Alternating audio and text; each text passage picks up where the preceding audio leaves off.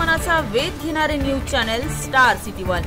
राज्यातील आणि देशातील राजकीय घडामोडी पाहण्यासाठी आणि इतरही बातम्या पाहण्यासाठी सबस्क्राइब करा स्टार सिटी वन। त्या पत्रामध्ये जे लिहिलेलं आहे ते मी आपल्याला असणारा वाचून दाखवतो, कारण ते वाचल्याशिवाय कोणाच्याही लक्षात येणार नाही अशी असणारी परिस्थिती आहे।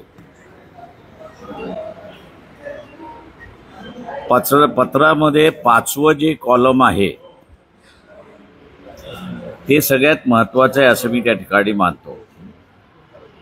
त्या 5व्यामध्ये काय म्हटलेलं आहे, The Government of India hereby decides that the Indus Water Treaty 1960 will be held in abeyance with immediate effect। हे पत्र जे आहे हे 24 एप्रिलला लिहिलेलं पत्र आहे। पत्र लिहिणारा गव्हर्नमेंट ऑफ इंडियाचा सेक्रेटरी आहे देबाशिष मुखर्जी।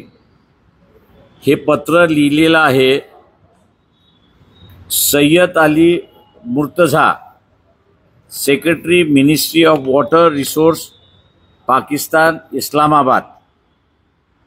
5व्या ह्याच्यामध्ये काय म्हटलेलं आहे की अबेयन्स याचा अर्थ कोर्टामध्ये स्टेटस को म्हणजे धड